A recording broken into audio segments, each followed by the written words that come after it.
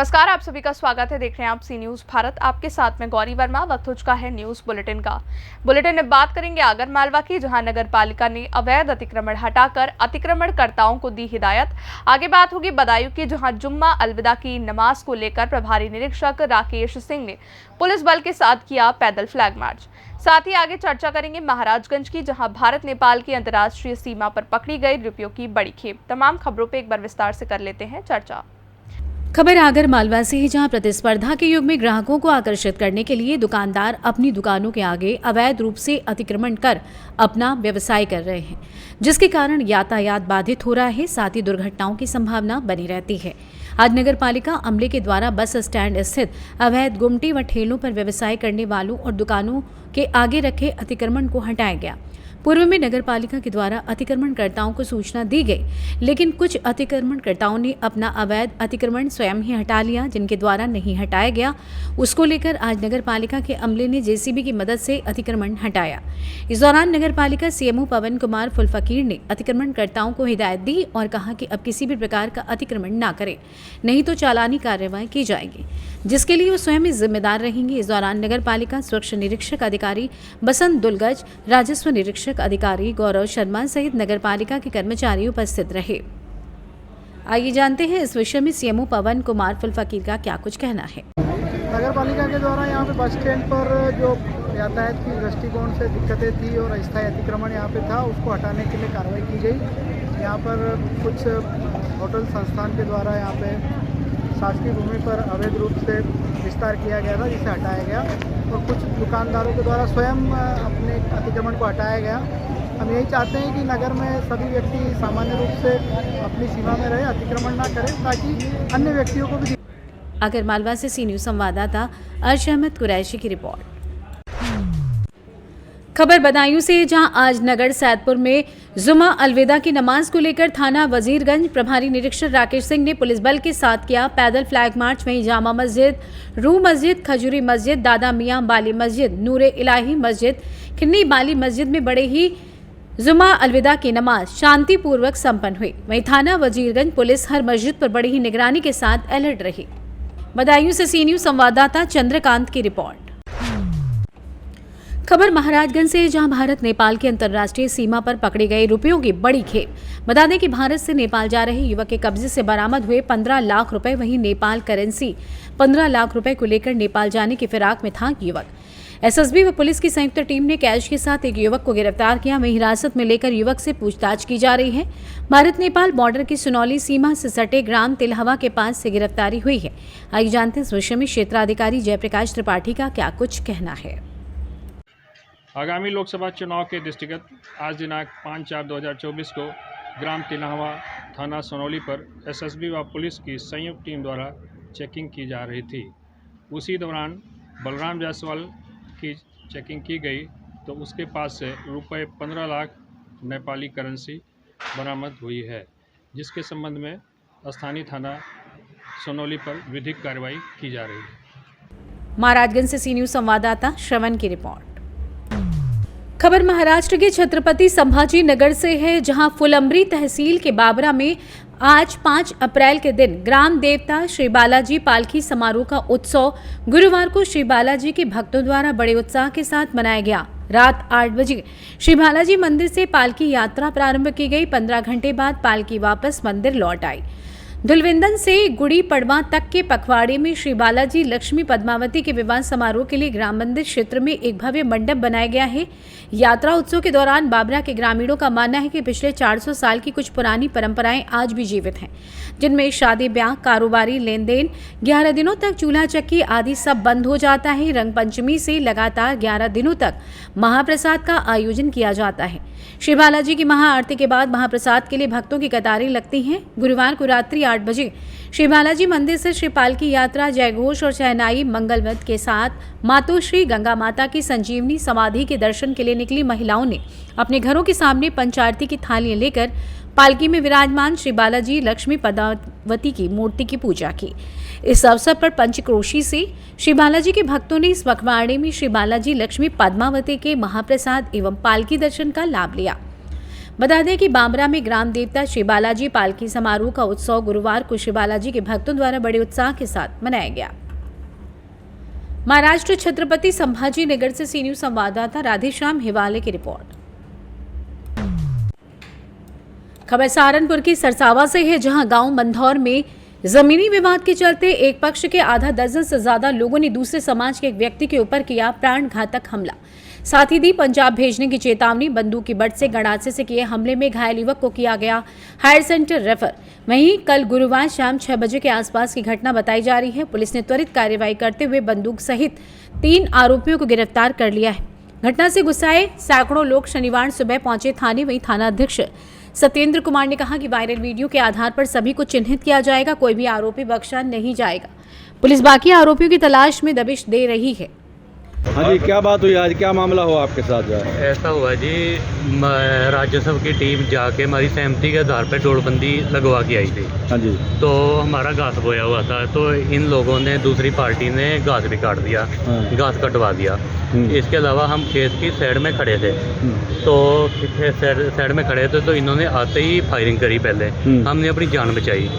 जान बचाते ही इन्होंने एक लाठी के ऊपर कटर लगा हुआ था, वो बलदेव जी के सिर में लग गया। तो जैसे ही मैं वीडियो बनाता हुआ गया, तो उसके बाद वीडियो क्लिप में जो बातें सुन रही है कि इनको छोड़ना नहीं, अगर ये जिंदा रह गए तो इन्हें जिंदा नहीं छोड़ना। तो वीडियो क्लिप में ये जो है वो मेरे ऊपर अटैक कर दिया, मेरा मोबाइल नीचे गिर गया। जो बंदूक वगैरह हमला करेगा ये सारी बरामद होनी चाहिए और सख्त से सख्त कार्रवाई होनी चाहिए इनके ऊपर। तुम्हारा नाम क्या है? मेरा नाम सुखविंदर सिंह। मेरे हाथ पे भी चोट लगी है, जैसे ये उसका कटर लग गया लाठी का। जिसके ऊपर हमला किया गया ये कौन है तुम्हारा? ये चाचा है मेरा, बलदेव सिंह। आपका नाम? मेरा नाम सुखविंदर सिंह है, मैं भतीजा उनका। थाने में आपने रिपोर्ट कर दी है? हाँ जी। सहारनपुर से सी न्यूज संवाददाता आशीष शर्मा की रिपोर्ट। खबर आगरा से, जहां मां कैला देवी की असीम अनुकंपा से हर वर्ष की तरह इस वर्ष भी 10वीं निःशुल्क बस सेवा यात्रा का आयोजन होटल स्टार के ताज रेस्टोरेंट TDI मॉल के पीछे से आयोजित किया जा रहा है। निःशुल्क बस यात्रा के आयोजन में वरिष्ठ समाज सेवी अतुल तिवारी ने बताया कि इस बार 8 अप्रैल को लगभग 50 बसों में 3500 यात्रियों को निःशुल्क बस यात्रा से मां कैला देवी के दर्शन कराने का प्रबंध किया गया है। मां कैला देवी के जो भी भक्त मां के दर्शन एक्स रजिस्ट्रेशन कर सकते हैं। इस दौरान ब्रह्मदत्त शर्मा, विनोद शर्मा, पवन अग्रवाल, दिलीप तिवारी, देवेश काजल मौजूद रहे। मैं पंडित ब्रह्मदत्त शर्मा। विनोद जी, क्या कहेंगे, किस तरह की यात्रा लगातार आप पिछले 10 वर्षों से आयोजित करते जा रहे हैं, इस बार क्या? सबसे बड़ी गौरवशाली बात हमारे लिए यह है कि जिस परिवार के द्वारा, अतुल तिवारी के परिवार के द्वारा इस निःशुल्क यात्रा की जो व्यवस्था विगत 10 वर्षों से की जा रही है, वो बहुत छोटे स्तर से शुरू गई थी। मात्र 3 बसों शुरू करी गई थी। पिछली बार 42 बसों से गई थी। इस बार लगभग 51 बसों का लक्ष्य हमारे सामने है और जाएंगी। और कभी कभी तो ये होता है कि अंतिम समय पर हमको 2-3 बसों की व्यवस्था एक्स्ट्रा करनी पड़ती है। अब जो भी आ जाए, और जब न्योरे करेगा, आग्रह करेगा तो टाल नहीं सकते हैं, तो बढ़ानी ही पड़ती है। पिछली बार भी व्यवस्था कर दी है। मां कैला देवी की विशेष अनुकंपा से तिवारी परिवार द्वारा लगातार 10वीं यात्रा का आयोजन हो रहा है, जिसमें हजारों भक्त माता के दर्शनों को लाभ प्राप्त करेंगे।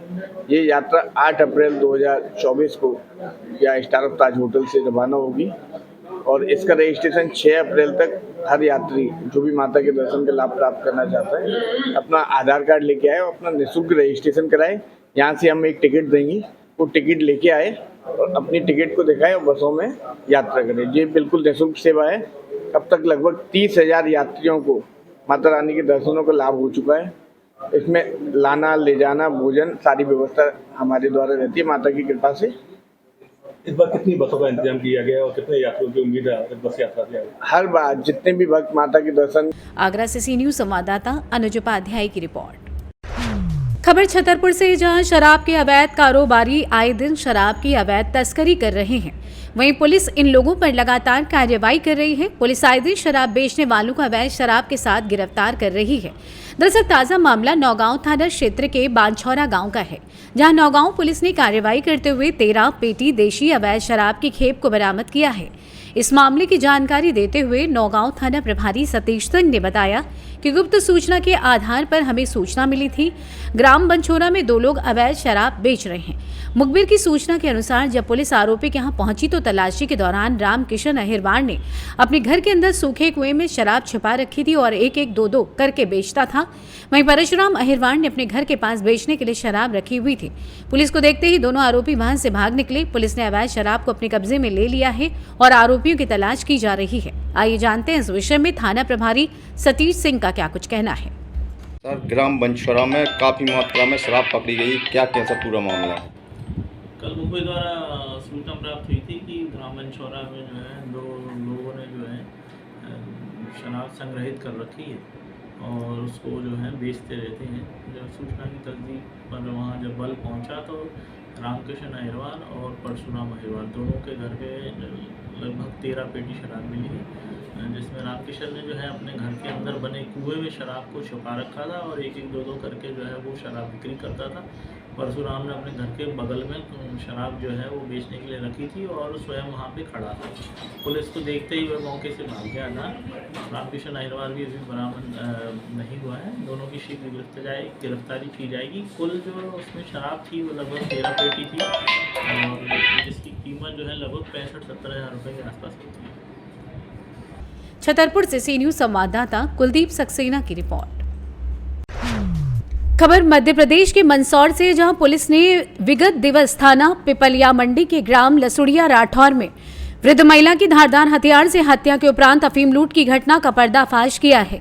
आपको बताते चले कि घटना में शामिल 4 आरोपियों को गिरफ्तार कर लूटी गई अफीम बरामद की है, जिसमें 4 किलो 310 ग्राम अफीम, मोटरसाइकिल और घटना में प्रयुक्त लोहे का पुराना छरपला जब्त किया है। इस सराहनीय कार्य में पुलिस टीम के साथ अनुविभागीय अधिकारी भी शामिल रहे। 27 की रात को, दरमियानी रात को एक घटना घटित हुई पिपलिया मंडी थाने के लसुड़िया राठौर गांव में, जहां पे 70 वर्षीय वृद्ध महिला चंद्र कुमार जी, इनकी किसी धारदार हथियार से मार गला रेत कर हत्या कर दी गई थी।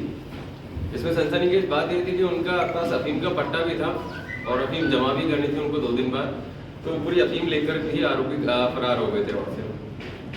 आपको पता ही होगा कि आप सभी जानते हैं कि यहाँ पे इस सीज़न में पुराने समय में अफीम के कुंडे लूटने या फिर कुंडे चोरी होने की कई घटनाएं हुई हैं। कई सत्य घटनाएं भी हैं, कई असत्य घटनाएं भी हैं, दोनों ही तरीके की है। परंतु एक महिला की हत्या हुई और प्रत्यक्ष प्रमाण थे वहाँ से कि अफीम का कुंडा, वहाँ से कुंडा बोले या फिर अफीम जो थी उसको कोई समेट कर ले गया था वहाँ से। तो ये अपने आप में एक बहुत चैलेंज था, क्योंकि महिला मोस्ट ऑफ द टाइम मतलब, क्योंकि महिला का पूरा परिवार जो है, जो चंद्र कुमार जी थी, इनका पूरा परिवार निम्बाहाड़ा में सेटल था। इनके जो पति थे वो भी वहीं पे नौकरी करते थे, इनके बच्चे जो हैं दोनों वो भी वहीं हैं।